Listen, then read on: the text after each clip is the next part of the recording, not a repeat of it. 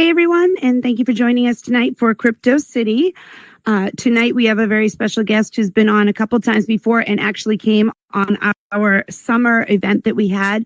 Mr. Arroyo is here tonight. He's going to talk to us about the crypto climate right now, both in Web3 and VR and also in just the real world, where it's actually having a much bigger impact now due to a lot of governmental changes and some regulations, and also due to the fact that Bitcoin and some other cryptocurrencies have been on the rise, and a lot of people are adopting more of the virtual reality, AI, Web3, and mixed reality technology right now.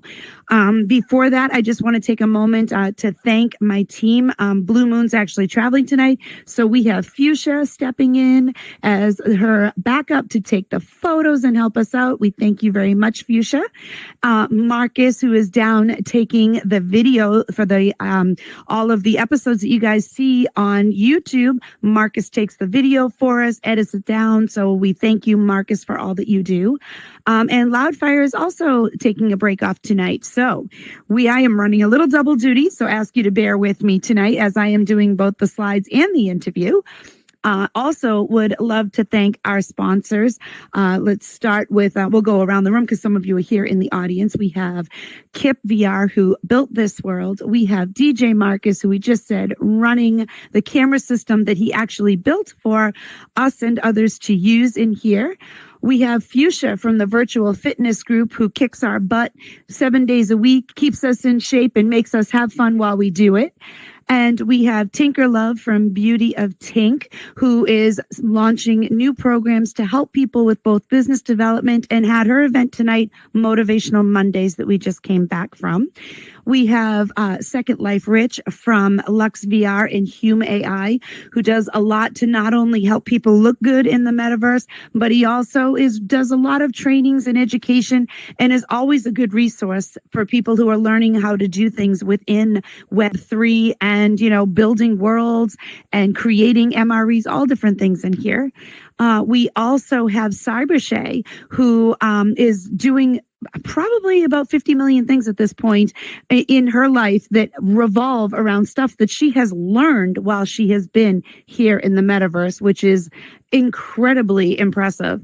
And Boss Leo from the Diamond Resilience, who is also doing a lot over in Horizon and running workshops and trying to help people grow within the Meta Creator Program and other business development within the metaverse.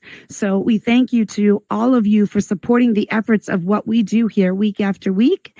And we love watching this community come together. A lot of what we've done in this particular season, I do try to shift up the gear a little bit of what we're doing each season. But a lot of what we've been doing this season is talking about, the way that the community is doing stuff, the way the community is coming together. And, Mr. Arroyo, who's going to be on tonight, has been a pillar in this community for the crypto worlds for a very long time. He has an Instagram account that he helps us out with to teach us little things and keep us posted with what's going on out there. And he's also, done a lot of little trainings and stuff like that. So we're going to bring him onto the show tonight, Rao. So please help me welcome to the stage, Mr. Arroyo. Hey, what's going on? Hello, welcome. Thank you for joining us tonight. Thank you. Come on over and grab a seat. So we appreciate you coming back. You've been on here a few times with us, and you've been a great resource for, teaching us a lot about crypto in general over the years. You've kind of taught us, you've taught us about the basics of crypto back in the beginning. Then you kind of came on and you taught us a little bit about, the market and how to do things within the crypto world. But I did steal that off your Instagram. But you've done a lot to teach people because, coming into VR is all fun. People come in thinking it was a gaming platform. They learned how much business they could do in here. But at the time that people were flooding in here during, the pandemic, a lot of people didn't really know much about crypto other than a lot of people thought it was actually a scam. A lot of people thought it was, a get rich quick thing. And, you came in here and started, sharing your knowledge to teach people. Tell us a little bit about what your goals were for educating people within the community. So I think when I first got into crypto, I had the ups and downs that everybody goes through. And but there was just something that stuck out to me because being, from the 80s, I've seen from no internet, no cell phones, all the way up to, the cordless house phone and then to cell phone. You know what I mean? So I knew there was something, and especially in the financial department, we definitely needed change in that. So we've seen, the Netflix take over Blockbuster and Redbox. We've seen the, Uber and Lyft take over the taxi cab industry. So change is just something that we deal with in life. But if you look at investing and finances, it's been the same since the beginning. You know what I mean? So it was just something with that. It was like, okay, even though I got punched in the mouth a couple of times with crypto, there was something that wouldn't let me, let it go. Whereas you have some people that are just like, they take a slap in the face and they're like, I'm done. This is over. I can't do this, Right. So yeah, but it was just something that held my heart. And once people started asking me about it, once I started teaching people and serving people in the crypto community, it just became like a part of me, and it became a passion that I didn't even think would. I was just trying to trade some tokens and have a little portfolio for the future, but it turned out to be way more than that. Yeah, and it's interesting too because you talk about like financial is always going to be it's always going to be an issue. It's always going to be around. It's always going to be something people need to dabble in on some level, whether it's putting your money in a bank, investing your money, or things like 401ks, retirement plans, all of that doesn't just go away. So, and new things as they get introduced can be overwhelming and challenging, but it doesn't mean you shy away from it. Sometimes you just need to take some time to learn about it and, decide if it's the right investment choice for you.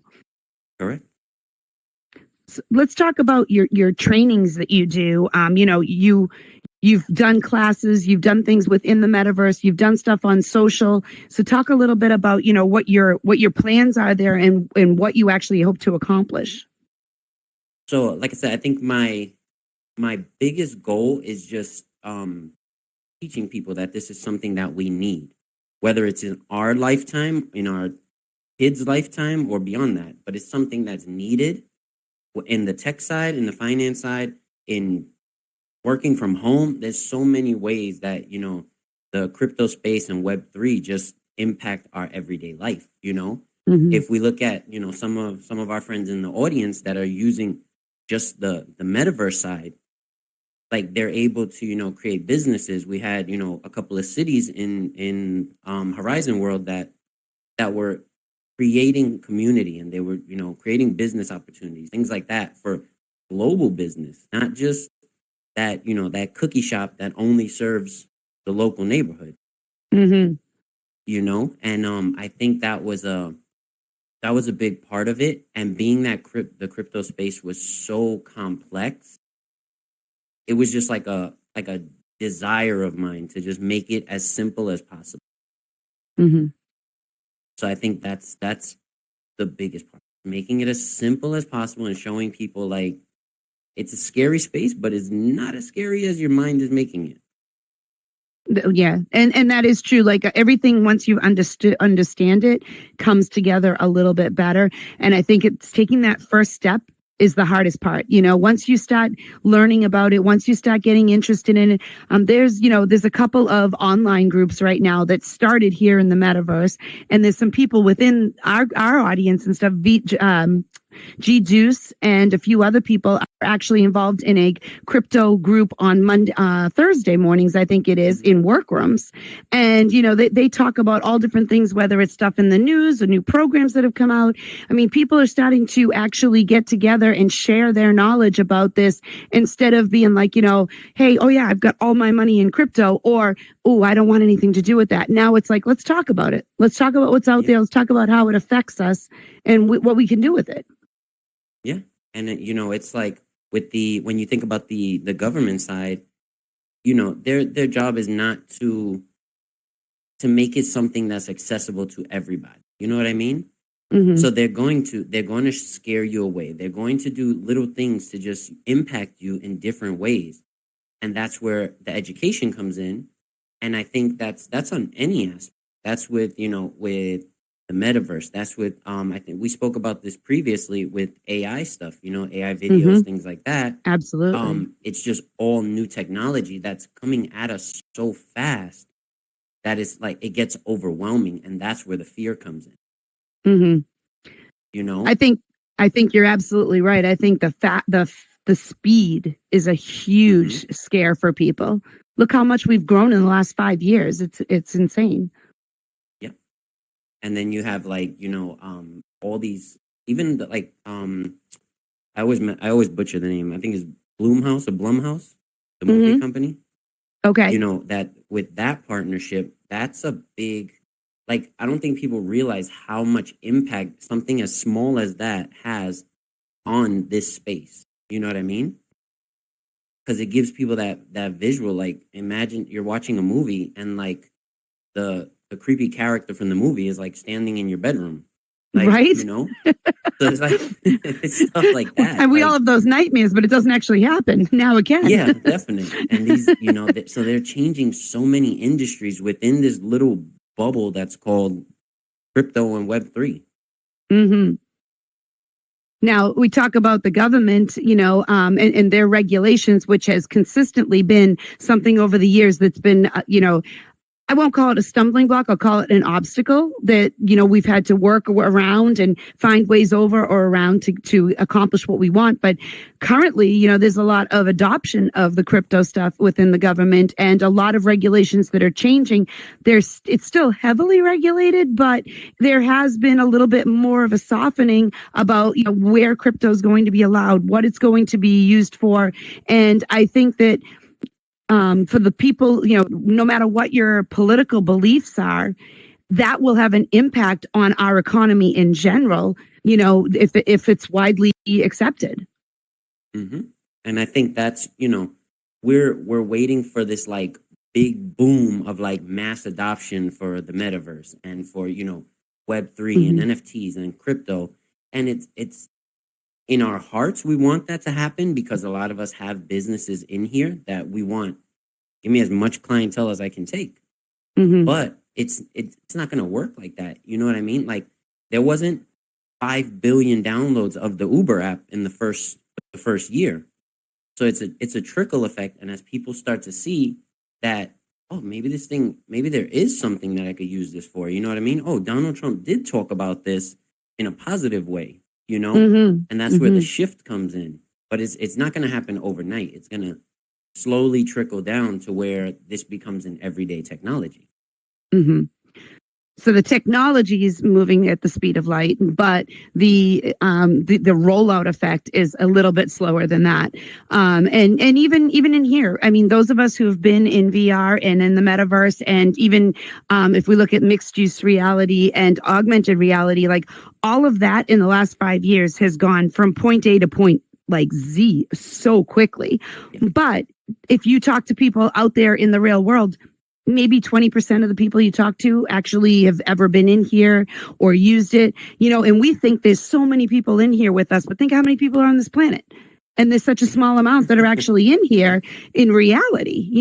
Businesses are Yeah. starting to pick it up. The ads that they roll out, that gets people excited about it. So maybe, you see this boom of Quest sales for a little bit and then it trails off again. And then something else happens and it gets people excited. But it hasn't, the growth rate of the technology has not instigated an acceptance rate by the people and the masses. Correct. And it's, like I have my meta glasses, which I love. Like, I do POV whenever I can, but Hmm. it's like that was just gaining some traction, and now they're like, boom, take those off the market. We got augmented reality glasses. So it's like, Hmm. where do I slow down to actually learn this before you throw something new at me? Truth. Yeah, And that that's is true. that's the big part. Like, they're not giving us enough time to even, to just talk to Second Life Rich or G Deuce or Boss Leo and find out what this is all about, because now we have an update. Now we have this. Now we have, like AI created worlds and NPCs. And it's like, whoa, can I just like, let me just figure out how CityGirl is sitting in front of me in real time. Like, let's just talk about that first. Like, Exactly. Yeah. And I do think, new people coming in, I love that, especially if I look around our audience right now, like a lot of the people that are here in our audience have brought people in. I know there are some people like Fuchsia and Tank and, Jen Smash, especially, like, who are, getting headsets into the hands of people, like physically, here, come in, check it out. I have a friend who is caretaker to her husband who's debilitated, and he's gone downhill so quickly that she can barely leave the house now except to go to work. And I said to her, I will bring you my backup headset so that you can have some sort of not only social interaction, but she can't go to the gym anymore. She can't go out and enjoy any free time. And, she's sitting in her house every single night, like staring at the TV and getting so sick of that lifestyle. And I'm like, come in here, look at all that you can do. And if we talk about the background for all of this, I mean, we look at, cryptocurrency, the things that people are doing with Bitcoin, with Ethereum, with NFTs, all of that has gone from here to here as well. The growth has been pretty drastic. And we're watching the stock markets change. We're watching the crypto market change. And look at the cost of Bitcoin. Look how it went up so high after the halving, everything. There's a lot of things that have happened in the last 12 months. And it's not, it's been up and down, but it's up right now. I know that the little bit I have invested is triple what I started with. So that's pretty amazing. Yeah. And I think I put a post out the other day during the, the Red Blood in the Water event. And because people were going crazy because, Bitcoin's down 6-7%. But then if you pull out and you look at the long term, from last year alone, Bitcoin's up 80%. Right. So it's like, sometimes you have to pull back, stop looking at, the Mona Lisa's nose and zoom out and see the whole picture, Exactly. And that's what a lot of people lose that thought, and they're like, well, look, it's down, I'm going to sell and I'm going to pull out. And then now you're just like, you pretty much solidified your $5,000 loss or however much you invest in it. You know what I mean? Exactly. And I think that's a big part of it. It's just like, there's so much fear in just that little drop because we're not looking at the full picture. Yeah, and that's very true, but that's also true in the stock market too. So for people who are trying to compare apples to apples, you don't throw all your money into something and pull out the minute there's like you need to sit there and ride it out a little bit. I mean, if you're looking for quick hits, there's definitely crypto stock out there that you can jump into and this looks like it's going to spike up, and you just throw some money in, pull it out because it's not long term. But if you're in it for the investment, you're in it for the long term. Why don't you explain to people what the red market actually is for anybody who might not be aware of what that actually means? And it's pretty explanatory, but just in case. Gotcha. Yeah, and this is with the Forex market, whether it's US dollar to the Canadian dollar, whether it's, Apple stock, whatever the case you're investing in, you're always going to have red moments because the market does go up and down. As much as we want, to buy Bitcoin at 20,000 and it goes straight line roller coaster rocket ship straight up to, to 200,000, not how it works because the market has to reset itself. So I look at it like if there's like a energy attached to it, and I don't dive into any of that, but if you think about that, like there's an energy attached to Bitcoin. So the way you look at Bitcoin is how it's going to react. So if you're fearful and you're just putting money in because somebody told you, chances are you're going to get liquidated and it's going to drop down. So, and with people, when they do trading, a lot of people think, oh, I only have $1,000 to invest, or I only have whatever, $200 to invest. That's not going to change anything in my life. So then they go into leverage trading, which is trading with other people's money. And this is where you can get a funded account for $100,000, even up to $1 million in trading money. But people do this and not realizing that you have a percentage that you're able to lose in the rules of this leverage trading. So if the market goes back and hits, let's say 500,000 people have the same exact stop loss, because we know trading is a psychological thing. So most of the time people are looking at the same charts and saying, okay, this is the low, this is the high, this is where it's going to go, and then it's going to bounce off of here. They're all seeing the same thing. All the indicators and all this stuff is the same. So when people put their stop loss and the market hits that, you're not the only person that has your stop loss there. True. So now all these stop losses are getting hit. Now the market's going lower. So now these lower stop losses are getting hit. Now it's going lower. And then and it continues like a domino effect. And that's where we get that 10% loss, that Bitcoin drops 10% and then shoots back up 15%. Because all of these stop losses got canceled out and now the market can reset itself. And so for those who are following along, they want to watch that. Yeah, it's all a game. And that's why if you have the patience and you have the, I want to say the heart for leverage trading, by all means, you can try it out, do what you got to do. But portfolio building is always the recommended. Just buy the token, own it, put it on your wallet. And then when it drops down, you don't have to worry because you weren't planning on selling that anytime soon anyway. So now, I think that's where the miscommunication with leverage trading and portfolio building knock a lot of people out.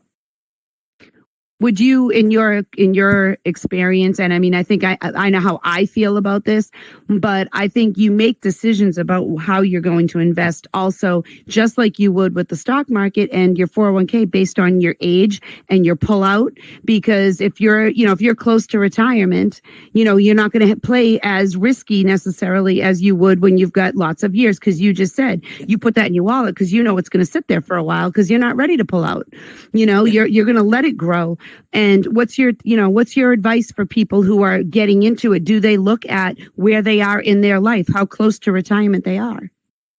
So I think with crypto, because of how much it moves, because the stock market, you get about 3-5% a year or something if you're lucky. With the foreign exchange market, you're doing a couple of percents a year. It doesn't move that much in the exchange rate. But with crypto, we've seen 200, 300, 1,000% moves in a weekend. And I think that's where, that's what we look for. We chase that, oh, I'm going to change my family's life from Monday to Sunday. And it can happen. I'm not saying it can happen, but it's highly unlikely. It's the same as two people in the same city can win the lottery, but it's highly unlikely. True. Yeah, because I keep missing that end of it. I keep waiting. The other person hits and I don't. I'm confused. It's the gas station. The key to the lottery is the gas station you go to.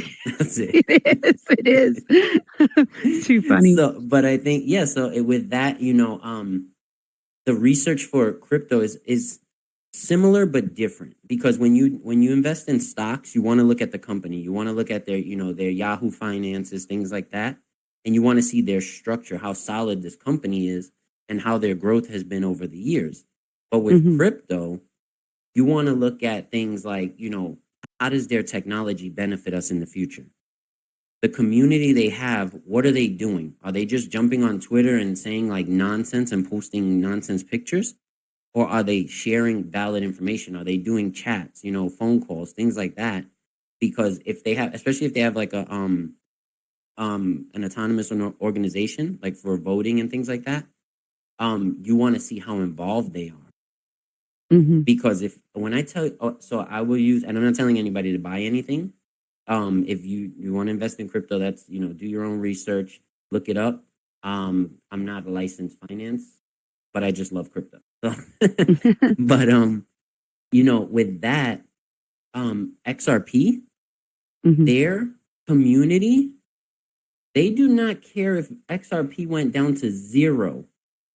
They're like, it's going to come back. We're doing this for the long haul. Doge, they do not care the price. They just know that Elon Musk wants to use this for moon money. That's all they care about. And it's things like that, like how solid is this community that's behind this token, you know? Mm-hmm. And that's one of the biggest parts to crypto. Because there's a lot of, Mm-hmm. we've seen thousands of tokens and coins that come out, and then they just start trickling down, you know, even like on the meme coin side, when they made it to where anybody can make a meme coin, and people were making hundreds of thousands of dollars and then rugging the market, and people are like, what am I supposed to do with this brick coin, you know? Pretty much. But it, you know, and now it's they're starting to see like, okay, we need to put lockdowns on certain things, like pump fund needs to be regulated. Things like, you know, like meme coin creation programs and dApps and things like that, they need to be regulated. So when, even though people are like, this is decentralized and we're going to have ownership and nobody's going to know what I do. But if you think about it, you really don't want that, because that's wild, wild west of finances. So you want some type of control so that the world doesn't lose their mind, but you want that ownership that decentralization gives you. You know, because one thing I just want to add this. I noticed this the other day, and it blew my mind. If you look at the back, so I have Chase. Chase is my regular IRL bank, and on the back of my card, it says property of Chase Bank. My debit card itself says property of Chase Bank. And when I seen that, I was like they can literally like take my card and be like, "You're done here. Like this money's ours." Mm-hmm. You know? And that people don't realize that your money is never 100% yours. Yeah. It gets lost every day. People lose money from scams. They lose money from sending, like the bank goes down, something happens. Now you're waiting for your money back. I mean, yes, there's insurance. That's the purpose of, you know, putting your money in a bank so it's safe, but things still happen. Yeah, definitely. And and that's part of why I say we need the change. We need things to be shaken up. So So, you know, you've been doing this quite a long time. You've been educating people and stuff. Let's talk about, you know, the future with crypto, you know, coming up and emerging so much faster now than it was in the past. And, you know, even though there's still a long ways to go, and we do you talked about regulation, which I do agree. As much as we want the financial freedoms, we want, you know, everybody to be able to own all their money, do whatever they want with it without paying fees and everything else. We're all on board with that, but without some regulation, it's just going to be anarchy and chaos. So, going forward into the future, you know, what do you see as some of the changes you see coming, you know, in maybe the more near future as opposed to the distant future? So in the near future, one thing that I've been kind of like focusing on a lot is the crypto space and real estate. That's been a big one for me, because I've been, you know, I've worked in the real estate industry, and I work with, you know, new home builders, fix and flippers, all these things. And most of the time, the biggest struggle that they have is closing the deal. It's either the money has to be wired, or, you know, you have to wait for the person to come sign these documents, or it's always something with that movement in real estate space. But with the crypto space, you have, you know, just Ethereum alone and smart contracts and dApps and things like that. Like with smart contracts is basically like you're cutting out the middleman. So if we have a smart contract on the Ethereum blockchain, and I say, okay, I want to buy this house from CityGirl with the stipulation that the what is it called? The inspection passes 100%. So now that contract is sealed, dealed on the blockchain, and if that inspection doesn't pass, then the contract's terminated Immediately. But Yeah. now, if the contract passes and everything is in order, I get the title to the home, which most likely will be as an NFT, because it's one of one ownership. and then the finances goes to you, whether it's Bitcoin, whether it's whatever blockchain I choose to pay you with. Hmm. So that's one of the biggest parts that I see with the crypto space. And there are companies like Proppy. Proppy's a company that's actually, they're heavily involved in the real estate space, like specifically. And Okay. so that's one. And just moving with that, obviously finances, like Bitcoin being like the financial hedge for, for us to save our money. The same way people were investing in gold as a foundation for their family's future. you know we have this mindset like Bitcoin's going to be the money of the future. It's not. It's too slow. It costs too much to move transactions. That's the gold standard on the Hmm. digital age. Hmm. You have other stuff like Solana and XRP and all these other tokens that are millisecond, and those are the ones that we're going to use for everyday transactions and video gaming and things like that. But Bitcoin is definitely not. It's going to be a an area of transfer to where if I want to buy a house from you, or I want to buy something from you, I can use it. But you also have to keep in mind, like, it's going to take time, or a layer two, which is layer twos are just blockchains built on top of blockchains. Hmm. So Okay. there's a lot. But yeah, so in short, to cut my to cut my answer short, real estate and gaming, I think, are the two biggest ones that are going to hit us like a ton of bricks. Which is really interesting because those are two big things. And I mean, gaming for all of us, but real estate for everybody. So Mm-hmm. that will be very interesting to see. Um, so let me ask you, that's a good real world example as to, like, where we're going to see these changes coming through. But tell me, if you have any that you can share of things where you've actually, witnessed some success on, within your own journey in here, or with people around you that you've seen, maybe not, invested this amount and hit this amount, but more where they've actually, dug a little deeper and done something with the technology and with the financial end of it to see something come out of it. Gotcha. So I know, so the Avalanche blockchain, which is, it's really not talked about.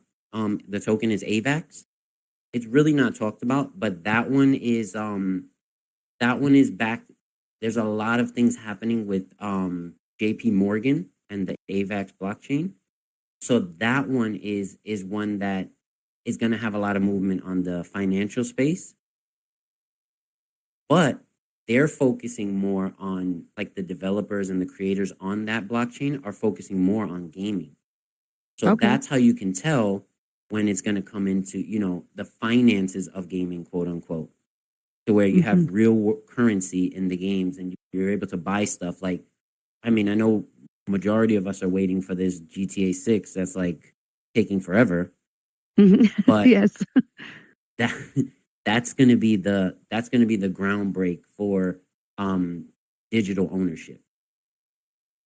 That game is going to, the same way, we had the boom of meme coin boom, and like Hmm. there was a bunch of people getting rich overnight, and the NFT boom, and a bunch of people were getting rich overnight off of Bored Ape Yacht Club Board and stuff apes. like Yep. that. you know and there's still, like, people like, oh, it's just a picture, but they hold value. The Bored Apes They are do. still up there. you Hmm. know and but I think with GTA 6 being that you can actually have careers and jobs, and finish missions and buy real estate in the game, and skins and clothes and cars and all these things, that we're just like, oh, it's only a game. But we've been doing this. People don't realize how much money you spend on free Fortnite, on Roblox, on Minecraft. Like, Hmm. this is Hmm. training our kids to see digital currency as real money. Absolutely. because my I kids don't mean, have a even in problem here. asking me for tokens. Dad, this is what I want for Christmas. Yeah, just give me I $100 mean, in Fortnite. I'm like, what? look at all the money everyone's making, over in Horizon right now on clothing. Yeah, I mean, and everybody it's became a designer. absolutely. And but everybody saw it as an opportunity. Let me share my vision. Let me share my creativity. I want clothes. And, and the funny thing about that is, even though everyone has the opportunity to go over there now and buy clothes off of all these different creators, they still, there's still limits to the actual clothing types and styles and everything that have to work with the avatars that are over there, but so there's still some control. But at this point, if you're part of Horizon Creator Program over there, you're the doors are open. Now, it's funny because I might walk into your store and say, "Ooh, I really like that jacket. I'll give you $5 for that." I walk into somebody else's store and I'm like, "They want $5 for that jacket? That's crazy." Like, so it's still, just like with the NFTs though, beauty's in the eye of the beholder. What you think now, you mentioned Bored Apes. That was one of the first NFTs I ever heard about, saw and everything. And I remember thinking, look at how much money these people are spending on a picture of a monkey. I'm so confused. But it's still to this day holding its value. And it still looks like a cartoon image of a monkey. I'm confused. But, the more I learned about it, the more I was like, you know what, this is no different than the artwork on my wall in my house, the artwork in the Louvre, it's whatever people give value to it. So you have the opportunity to make money. Yep. And that's a major key, what you just said. Something is always worth something to somebody. So it might not be worth anything to us, but it's worth something to somebody. Absolutely. And I think like with that, with the even like with Horizon World adding like that slight customization, because we know Horizon World they just trickle stuff on us. They're like, oh, try this, try this, try that, and it's so annoying sometimes because the power they have, and they can just open it up and be like, run free, make this, an actual thing. And it's like, it drives you insane sometimes. And then you come in here and you have like, like Second Life Rich and his avatars that he creates. It just full makes autonomy. You feel like you're here. Yes, absolutely. And I'm like, oh my gosh. I'm like, I like my best purchase in Horizon World was a Doja Cat shirt, and I felt like I was like, yes, this is expressive. Right. But did you go to the concert? Did you go to the concert? I did, and I had a balloon and everything, and I was going exactly. It is pretty funny though, because when the one thing that you said that has always kind of like driven me crazy about Meta is that before when Altspace was here and it left us and we had to choose a home to go to, and it was pretty much Horizon and VR chat. There were a bunch of little ones, but those were the two big ones that everybody kind of split into. And I remember one of my friends in Altspace used to bring us into Horizon workrooms. And we used to go in there to have meetings, and you had dry erase boards, you had streaming, you had this, you had so much technology in Horizon workrooms. Altspace went away, and Horizon didn't have any of the technology that Horizon workrooms had. Why? This existed. Why isn't it in your platform? Oh no, because they wanted to hold back and control everything. And I was like, all right, well, maybe they'll roll it out a little bit now that Altspace went away. We need streaming, obviously. That's what everybody needs, streaming. And Spatial had it, VR Chat had it, and Horizon still said, no, we're not going to give you that. Yeah. And then the next year, Meta Connect happened, and we were in Horizon watching a video, and I was like, wait, so it's streaming. Yeah. I'm confused. Why do we not have this? Why do we not have this? We all know it's possible. So that's true. That's true. Yeah. And it's like, even like in some of our spaces in Horizon, like we're only able to put like these photos up that we have to like cram all this information into, in my office in the city of Adam, as well as others. It's like you have this little square picture that you have to put all this information when they have the capability. Like, let me just put a trailer on this wall. Like, let me put a 10-second video on here that explains what I do, and they just God. don't let you. They just don't. But then you come in here and it's like, before I popped in here, I went to another world, and it was like the skybox, I guess, was like Las Vegas, Okay. and it was just so detailed. I felt like I was in a hotel room in Vegas. Hmm. Like I was like, Yep. this is Yep. unbelievable, you know.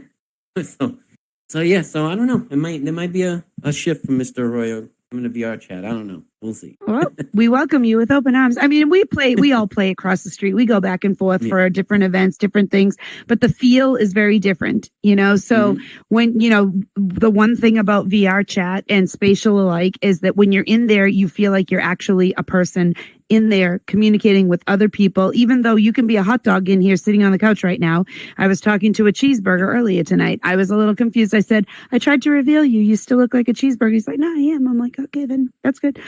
So but Yeah. the fact that you have the freedom to do all of that. But when I first came into VR chat, a lot of people had like fun little anime avatars and everything. Now look around this room, and half the people in this room look like an actual person. Most of the people look like themselves, Yeah. and people are going for a more realistic, because this is starting to feel like the real world. And Yeah. that's the goal, isn't it? That's the end game, to have yourself seamlessly go between IRL and VR and be able to conduct business in both, communicate in both, enjoy in both, but yet we always want to hold on to the gaming piece of it. Yeah, correct. And it's like, even in here, like just like the motion, like, the way, like even me, talking to you, and the motion of like your hands and stuff is just so fluid and so natural, compared to like boxy and bulky. And you're like, oh, this feels real. I literally feel like I'm on like, Crypto City TV show, like, which we need to get that soon. Like, let's get that on, Ah. let's get that on a stream box everywhere.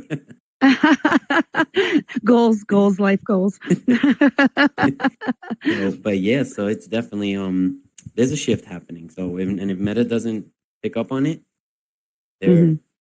they're gonna be playing catch up. They will. And I do feel like a lot of people who are still heavily invested in Horizon and working over there do come over here to do things because they realize the benefit of here as well.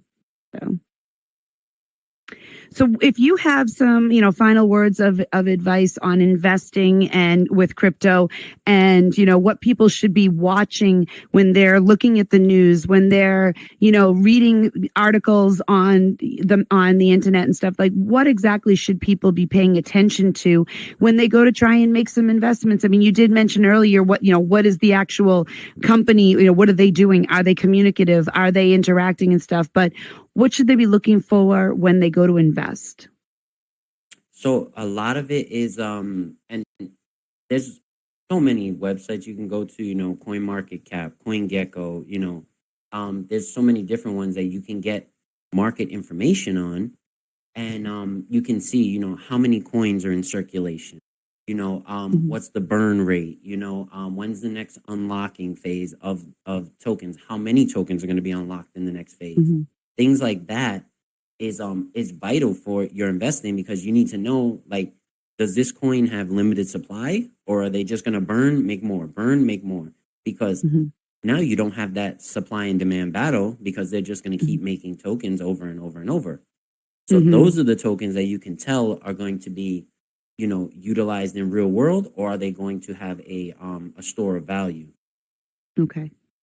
Because it's everything we do. It's supply and demand. That's just how the That's economy life. works. You Mhm. know, so that's a big part of it. And like I said, it's always doing your own research, and just seeing what that brings to the future, what that token, what that coin brings to the future. And if it's something that relates with you, if it's something that's going to be valuable in your space of whatever it is you're doing, then you don't have to stop paying your rent to invest in it. But even, $100 every paycheck, or little trickles add up. Like, I know somebody that he's been putting $100 a week in Bitcoin through Cash App for Okay. about Yep. 4 years now. Wow. And so he has a nice pot that he's sitting on, and it didn't Mhm. affect his regular lifestyle. He didn't go into debt. He wasn't stressed out because he was going to lose any money, you know. Mhm. And so it's this, even in crypto, slow and steady is always going to win the race. I have a few friends that go by the little philosophy of at the end of the year, if your company is the type where you get a year-end bonus or you get an increase, a lot of times what they do is they take a piece of the bonus because that's extra money that you didn't count on, and they squirrel that aside and either put it into crypto or they put it into the stock market, whichever one. But they invest that little bit because that's money that didn't come out of any bills. It didn't come out of your paycheck. That is extra money. I have other friends who do what you just said. A little bit out of every paycheck goes into it. But there's also like people who, now that they're talking about allowing the 401ks with crypto, they're already planning on shifting a piece of what they have in there over. And, I'm looking heavily at that as well, because I don't have a lot in crypto right now because I didn't have a lot to invest. But like I said, what I have in there is tripled. So seeing the value of that, and I still have, a ways to go before I'm ever going to be able to retire, then I'm going to, look at putting a piece of what goes in. And it doesn't mean I'm going to pull my whole 401k and dump it into crypto. I'm diversifying it. I'm just going to keep some of it where it is, pull a little bit out and shift it so that, it starts going into that way. And I don't think, it's a smart investment if you don't make yourself poor over it. It's a smart investment if you let it do its work. It's not a quick hitter if you are looking for a long-term, return on investment. Correct. And it's, we spoke on this, I think it was the last time I was on, with different types of wallets as well. Just being like, if you have, the Uniswap wallet or the Coinbase wallet or crypto.com wallet on your phone, you're going to check that regularly and you're going to keep looking at it. And then when it goes up, you're going to be like, oh, should I sell? When it goes down, you're going to be like, oh, should I sell? And you're going to pretty much drive yourself crazy watching this go up and down. Whereas when you think of 401ks, or in comparison to, let's say, a Ledger wallet, an off-market wallet, which is disconnected from the internet, the only way to see how much you have in there is plug it into the computer. Yeah, you have to log in, everything. Program. Yeah. So that with that part, it's the same thing. Like, we know money's being taken out of our paychecks or whatever we do and going into the 401k, but you're not calling your financial advisor every 2 days like, hey, how much am I up right now? Should I take something out? Like, you just let it sit there, set it, forget it, Yeah, you get your quarterly statements. Yep. I agree with that. I think that, the whole, should I hold, should I sell, like all that, it becomes so stressful. And this is not meant to be a stress maker. It's meant to try and help you gain more financial growth, not, put you through the ringer trying to get it. Yeah, no, definitely. And it's, and it's like that mindset of, we wish we can go back with what we know now. And because I had family that was, invested into Starbucks and Apple when it first came out. I had my father, he, like, the amount of opportunities that came his way, he did nothing with. And then you see it come to, like, one of his ideas, it's so funny. One of his ideas, he actually drilled holes into, he had like a metal spaghetti pot. And he drilled holes into it. This was in the 90s. He drilled holes into it so that he could drain the water. He was like, oh, I should make this. I should make this. I should invent this. I was like, go ahead, do it. I'm a little kid. I'm telling him, go ahead, do it. Never moved on it. Maybe 4 or 5 years later, they had a commercial with the spaghetti pot with the holes in it pouring water out. And I was like, great idea. You suck, yo. We can be rich, Dad. So it's hilarious. Things like that, and crypto is that. Crypto's like, we, this is going to be that I wish I would have moment in our life. So hope you guys are taking notes. It's getting real out there. Well, we do have your contact info up there on the screen. And if any of you are not currently following, please do. And I know that, like I said, I get emails from you, like through Instagram. I get the messages and stuff telling me that, what's going on. Sometimes you'll just post little things and through your feed. I love, I don't always sit there and go, oh, I'm going to jump in and do this because he did this. But it's good to know what other people are doing because it helps you be educated and more well-rounded when you're making your own decisions. I'm very, I'm a little OCD, not going to lie. I'm a little methodical. And some people would say like, not a little, but I tend to think things through because I don't have a lot of disposable money. So I think things through and I make my decisions. I've talked about this before. When I started buying ETFs, I sat there and I looked and said, okay, I want to do this. I think this is a good one. When I started buying, I bought into NVIDIA. I was like, I bought into NVIDIA because that's at the base of everything up here. So all of this goes away. You still got this, and this is still here. So that seemed like a more logical and safe investment than investing in this up here. And you know what? A lot of this went away and I still had in this, So you really need to think about what you're looking for long term. And I think that, if people want to connect with you to get more information, can they reach you on Instagram? Of course, that's where majority of my stuff is on Instagram because Okay. I want it, I feel like TikTok is where we go to, just get lost and just be crazy. Instagram is more of like that Facebook, LinkedIn baby, I guess you can call it, Absolutely. I think that's a good analogy. We don't normally do this, but I'm going to ask if there's anybody in the audience who might have a question or would like to come up and have a discussion about something with Mr. Arroyo. Just raise your hand. We'll call you down to come out to the platform here. There's an amplify zone so that you can talk with him. If there's anybody who wants to ask any questions with regards to with crypto or investing. Trey, come on down, Trey.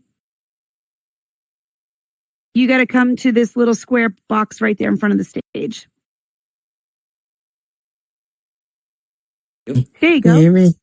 Yes. Yeah. Okay, so I got a question for you. I have a MetaMask wallet. Is that a good wallet or would that be, is that a bad wallet? Or is there such thing as a good and bad wallet?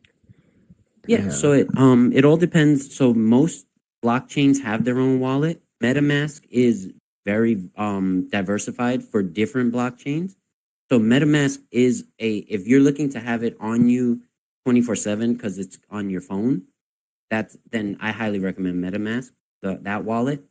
Okay. Just they will, because now they're rolling out like debit cards for everything. So you want to keep that decentralization as much as possible. So I wouldn't recommend like the debit card or anything like that. Yeah, okay. Because I've seen these Bitcoin ATMs in malls now. Is that like a scam or something? So they're not. They actually, it's just very risky because you don't know the software behind it. So there are legit ones that you would put your Bitcoin address in, your public address, and then whatever fiat currency, dollars or whatever you put into it, it'll send it right to your wallet. But it's just the location that they put them in that makes it iffy. Yeah, you're right about that. You're sure right. Okay. And then is the government trying to take control of Bitcoin? Is that even possible to control like the whole crypto? Is it even possible to control that? Like for the government to control the Bitcoins and crypto? So Bitcoin is decentralized, so it runs on it's like hundreds of different computers that work together to run that blockchain. So you can't have full control of it, but the only way to get more Bitcoin is if somebody sells it, the government buys it. So when people get scared and they sell their Bitcoin, the government's just scooping it up off the side of the table, So that's where you have to keep that in. Like if they're fighting so hard to get us to sell this, there has to be a reason why. Gotcha. Because they're trying to get control. Yep. Yes, exactly. I remember listening to the news one day, and they were like, the government is trying to take control of what you can trade in Bitcoins and crypto and all this stuff. I'm like, Why? Well, government wants control of everything. Yes. And it's it's he who controls, he who controls the money controls the market. So the Exactly. more Yes. Bitcoin you have, the more you can move and manipulate the market to what you want. Got you. Okay, thank you. You Thank you, got it. Trey. Thank you. Does anyone else have any questions?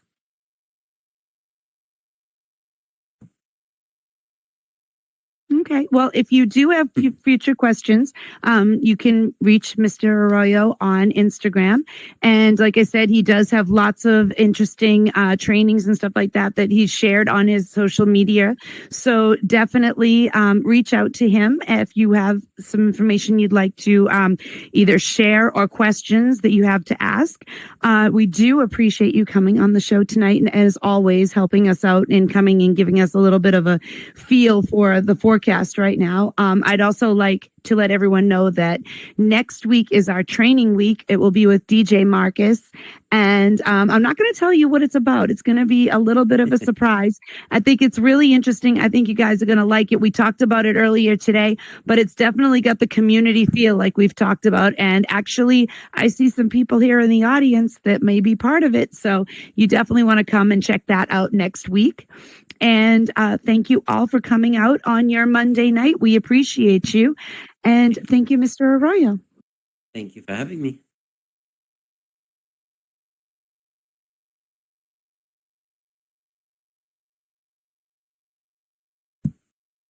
I'm glad your power lasted. Yeah. No, that was I was really like, good. oh, I mean, I think that went deeper than we expected. It was really good. Yes, thank you. I thought it was great.